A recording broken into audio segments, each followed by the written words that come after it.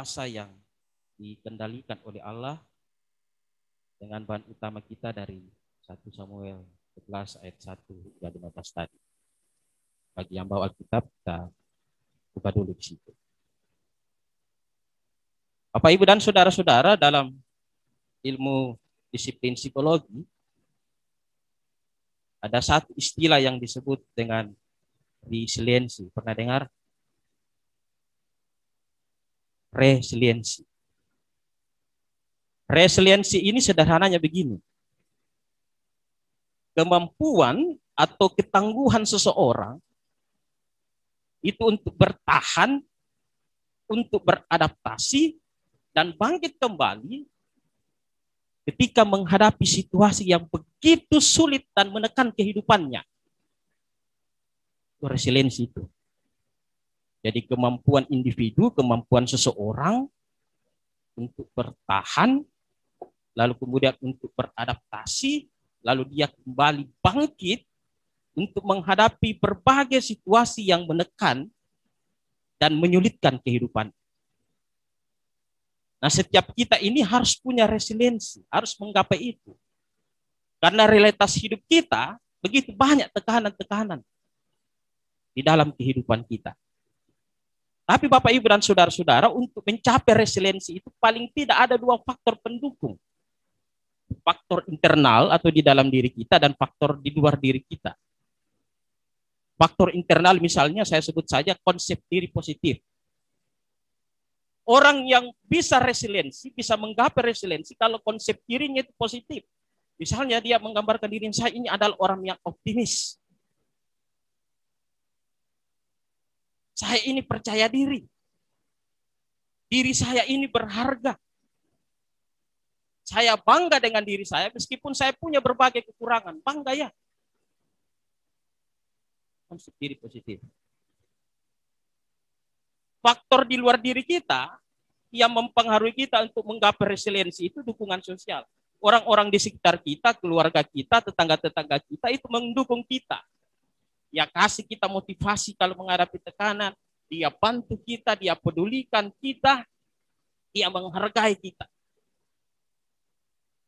Kalau 2 faktor ini bekerja di dalam diri kita ini, kemungkinan besar kita menggapai resiliensi. Misalnya, saya kasih contoh karena banyak anak mahasiswa di sini. Stres akademik. Banyak tugas yang dikasih. Kalau orang yang punya konsep diri yang negatif, endok boleh. Tugas umum. Aku mampu deh. Saya tidak percaya diri untuk kerjakan ini. Nah, ini susah ini menghadapi stres. Lalu kemudian telepon mamanya, Pak, Ma, ini dukungan sosial ini. Saya punya banyak tugas, bisa kami kirimkan nak seng.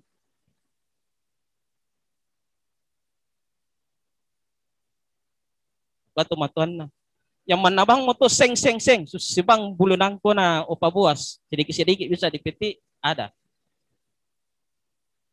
Orang yang punya konsep diri rendah, dukungan sosial tidak ada, saya bisa jadi mapala. Mahasiswa paling lama. Kurikulum 4 tahun, selesainya 8 tahun. Itu jadi mahasiswa ini harus punya resiliensi akademik. Nah, apa hubungannya dengan pembacaan kita di saat ini, Bapak, Ibu, dan saudara-saudara? Dalam perikop 1 Samuel 2 itu diceritakan bagaimana Yabes Gilead itu menghadapi tekanan yang begitu sulit. Ancaman yang begitu menakutkan dari Nahas, orang Amon yang memang bengis sekali. Coba lihat ancaman Nahas orang Amon di ayat 2. Ketika sampai di Gibeah Saul, orang di sana itu menangis dengan suara nyaring. Menangis bombay mereka. Coba baca di ayat 2 di situ. Coba lihat ancamannya. Dia bilang begini. Dengan syarat inilah aku akan mengadakan perjanjian dengan kamu. Bahwa tiap mata kananmu akan apa? Bapak, Ibu, dan saudara-saudara, saya bayangkan kalau saya ada di sebagai warga Yabes Gilead, baca bahwa mata kanan saya ini siap-siap akan dicungkil, asam lambung saya bisa naik. Sudah stres. Lalu diceritakan muncul Saul. Nah, kalau baca sampai akhirnya menang. Tapi coba lihat Saul sebelum pasal 11. Saya mau mengajak kita lihat pribadinya Saul ini. Bagaimana konsep dirinya dan dukungan sosialnya. Bagaimana konsep diri Saul sebelum pasal 11. Coba buka pasal 9 ayat 21. Konsep diri Saul awalnya itu negatif sekali. Buka di pasal 9 ayat 21. Ketika Samuel itu bicara soal tanda-tanda atau petunjuk bahwa dia akan diangkat menjadi raja. Raja pertama orang Israel. Saul kira-kira mengatakan begini kepada Samuel. Lah kenapa saya? Pasal 9 ayat 21. Dari segi suku saya, suku Benyamin saya itu suku paling ini. Titik liu. Dari segi suku. Belum lagi bro Samuel. Dari segi keluarga, titik liu nak. Bahkan dikatakan bisa paling hina toh. Jadi Saul seolah-olah bilang sama Samuel, bro lu nggak salah bro. Pikir dong 2 kali bro. Bagaimana dukungan sosialnya? Lihat dia pasal 10. Ayat 27. Ketika dia sudah dipilih sebagai raja, tidak semua orang mendukung. Coba ayat 27 di situ baca. Ada orang begini bilang, orang Dursila berkata, masakan orang ini dapat menyelamatkan kita? Mereka menghina dia dan tidak membawa persembahan kepadanya, tetapi ia pura-pura tuli. Sederhananya Saul itu diremehin. Saul mau menjadi raja, pret. Pak Pendeta Sanoper mau menjadi ketua sinode, pret. Diremehkan. Konsep diri. Nah, dukungan sosial tidak sepenuhnya. Ada seorang Amon menyerang penuh tekanan. Kira-kira bisa nggak berhasil dengan konsep diri yang begini? Dukungan sosial kurang, konsep positif diri rendah. Tapi kalau kita baca pasal 11 tadi, itu semuanya berubah. Konsep diri Saul yang pesimis, yang ragu, betulkah saya ini menjadi raja? Tidak percaya diri, menjadi Saul yang penuh semangat, menjadi Saul yang penuh keyakinan diri, penuh kemerahan bahwa seorang Amon pasti kita kalahkan. Baca di ayat 6. Bagaimana dukungan sosialnya? Ayat 7 katakan di situ, lalu Tuhan mendatangkan ketakutan kepada bangsa itu sehingga majulah mereka serentak. Baca terjemahan bahasa Indonesia masa kini itu semua orang tanpa terkecuali, termasuk tadi itu orang yang bilang pret-pret. Pertanyaan saya adalah siapa yang ubah? Opa Boas? Siapa yang ubah? Pendeta Sanover? Bukan, Opa Boas saya belum lahir saat itu, apalagi Pendeta Sanover. Tuhan yang ubah Saul sehingga ia punya konsep diri yang kuat dan dukungan sosial yang penuh. Sehingga pada akhirnya apa? Dia berhasil mengarahkan orang Amon. Jadi pesan pertama yang saya mau bilang begini, Tuhan mampu mengubah hidup seseorang ketika kita berpikir mustahil untuk diubah. Saya suka kalimat Pastor Raditya Olowan yang baru-baru meninggal ya. Dia pakai istilah begini. Jangan selalu kasih titik dalam hidupmu atau hidup orang lain. Karena apa? Karena Tuhan bisa kasih koma. Kasih contoh. Kasih titik dalam hidup. Aduh, hidup gue ini hancur. Hancur selama-lamanya. Itu kasih titik. Aduh, gue hidup ini nggak berharga. Hari ini juga untuk selama-lamanya kita kasih titik dalam hidup kita. Aduh, saya gagal sebagai anak-anak muda. Selamanya pasti saya gagal. Saya tidak mampu. Itu selama-lamanya saya tidak mampu. Kita kasih titik dalam hidup. Nah, kecenderungannya Bapak Ibu dan saudara-saudara, memang kita selalu kasih titik hidup ini. Bahkan parahnya lagi, kita selalu kasih titik hidup orang lain.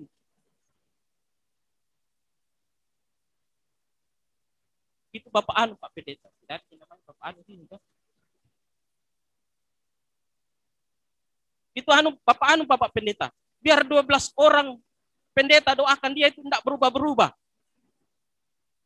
Gayanya gitu Pak Pendeta, kalau tiap hari Minggu datang ke gereja menyanyi, bersinar, bersinar, itulah kehendak Yesus. Keluar gereja Pak Pendeta, lagunya berubah. Bersinar, bersinar, aku bersinar terus. Itu kita kasih titik dalam hidup orang.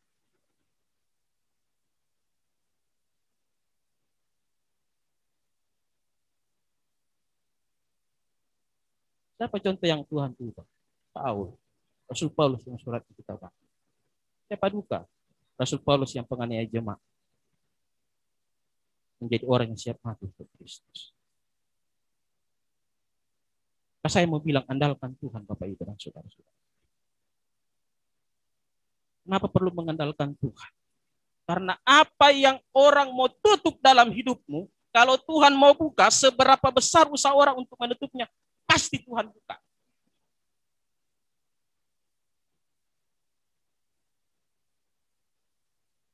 Artinya apa? Kalau engkau mengandalkan Tuhan, kalau saya Bapak Ibu dan saudara-saudara orang tua saya mengandalkan Tuhan, maka selalu ada harapan-harapan baru yang Tuhan kasih dalam hidup. Ada hati, ada hidup baru yang Tuhan proses hari demi hari terus menerus. Ada semangat-semangat baru yang Tuhan kasih dalam hidupmu. Ada keberhasilan-keberhasilan baru yang Tuhan beri dalam hidupmu. Ada kesempatan-kesempatan baru yang Tuhan akan buat dalam hidupmu. Itu yang Tuhan akan buat dalam hidup kita ketika kita mengandalkan Dia. Dia terus kasih koma dalam hidup kita. Maka selalu ada hal-hal baru yang Tuhan buat. Itu yang pertama yang saya katakan Bapak Ibu dan saudara-saudara. Yang kedua, di Korintus pasal 2.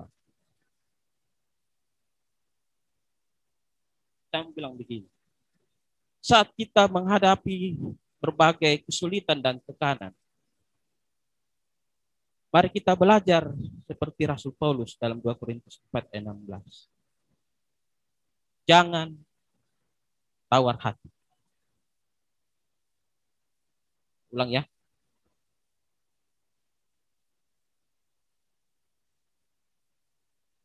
Kalau kita menghadapi berbagai kesulitan kehidupan, bahkan kalau baca judul perikop 2 Korintus 4 ayat 16 itu ya, jangan tawar hati juga waktu menghadapi maut. Ini betul-betul dalam kondisi nang mati tongan. Apalagi kita ini yang hanya baru diputuskan pacar. Atau hanya dikasih nilai error. Putus asa, bro. Saat kita menghadapi berbagai kesulitan dan tekanan, kita belajar seperti apa yang Paulus katakan di dalam 2 Korintus 4:16. Kita tidak tawar hati atau putus asa. Kenapa? Karena kita punya Allah yang kekuatannya, kuasanya melimpah-limpah dalam hidup kita. Coba baca pasal 4 ayat 7. Tetapi harta ini kami punyai dalam bejana tanah liat, supaya nyata bahwa kekuatan yang melimpah-limpah itu berasal dari mana? Bukan dari diri kami. Mengapa Paulus tidak tawar hati? Coba kalau kita lanjutkan situasi Paulus. Dalam segala hal kami ditindas namun tidak terjepit, kami habis akal namun tidak putus asa. Kami dianiaya namun tidak ditinggalkan sendirian. Kami dihempaskan namun tidak binasa. Kenapa? Ya itu tadi. Kuasa Allah bekerja di dalam hidupnya secara melimpah-limpah. Jadi kalau saat ini Bapak Ibu dan saudara-saudara juga yang ada di rumah, kita mengalami berbagai situasi hidup yang sulit yang menekan kehidupan kita. Kita bilang sama diri kita, aduh, rasa takut. Saya rasa cemas. Tuhan, saya takut, saya cemas Tuhan. Teman-teman saya ini semua pada laku, sudah punya anak. Sedangkan saya ini Tuhan, aduh umur saya ini sudah mulai hampir offside ini. Sudah mulai expire Tuhan. Aduh Tuhan, saya dalam masalah ini sendiri Tuhan, saya tidak kuat. Saya mau menyerah. Saya bilang katakan pada dirimu bahwa saya bersandar kepada Tuhan. Dan Tuhan yang kepadanya saya bersandar adalah Tuhan yang punya kekuatan, punya kuasa, yang melimpah-limpah di dalam diriku. Harus kukatakan pada dirimu ketika menghadapi tekanan. Bahwa Tuhan kepadanya yang saya bersandar adalah Tuhan yang punya kekuatan, punya kuasa, yang akan bekerja di dalam diriku secara berlimpah-limpah. Dan dia tidak akan membuat hidupku jatuh sampai tergeletak. Itu yang saya katakan tadi, dalam Tuhan selalu ada harapan-harapan. Jadi Bapak, Ibu, dan saudara-saudara, ketika kita pulang di luar pintu ini, kita tidak tahu kesulitan, tantangan, tekanan, apa yang akan menghadapi kita. Tapi sekali lagi, konsep diri, harga diri, dukungan pada diri, pertama-tama dan terutama engkau harus letakkan pada Tuhan. Ulang ya. Konsep dirimu, harga dirimu, dukungan pada dirimu, pertama-tama dan terutama engkau harus letakkan pada Tuhan. Bahwa Tuhan mengasihimu, bahwa engkau berharga di matanya, dan bahwa kekuatan dan kuasanya yang melimpah-limpah akan bekerja di dalam dirimu, sehingga engkau tidak akan jatuh tergeletak. Karena Tuhan selalu memberikan saya harapan, saya akan kuat, dan saya akan tampil menjadi orang yang menang menghadapi tantangan dan tekanan kehidupan bersama Tuhan. Ada amin. Roh Kudus menolong kita menghayati dan melakukan semua. Amin.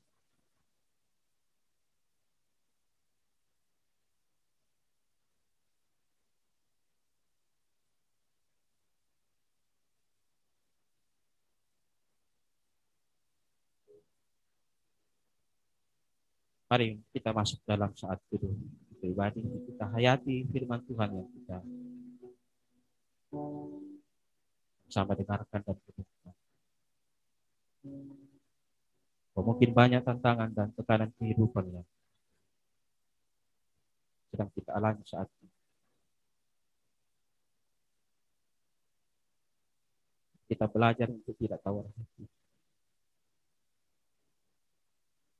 Dan kita punya Tuhan yang kuasanya melimpah-limpah bekerja dalam kehidupan kita. Dia akan membuka harapan-harapan baru, keberhasilan-keberhasilan baru, berkat-berkat yang baru, kesempatan-kesempatan yang baru dalam hidup kita, dan membuat kita tampil jadi anak-anaknya yang menang dalam menghadapi berbagai tantangan kehidupan. Mari kita bersama berdoa. Bapa kami yang ada di surga, dikuduskanlah nama, katalah kerajaan, jadilah kehendak, berikanlah kami pada hari ini makanan kami, dan ampunilah kami akan kesalahan kami, seperti kami juga mengampuni orang yang bersalah kepada kami. Dan janganlah membawa kami ke dalam pencobaan, tetapi lepaskanlah kami daripada yang jahat. Karena Engkau lah yang punya kerajaan dan kuasa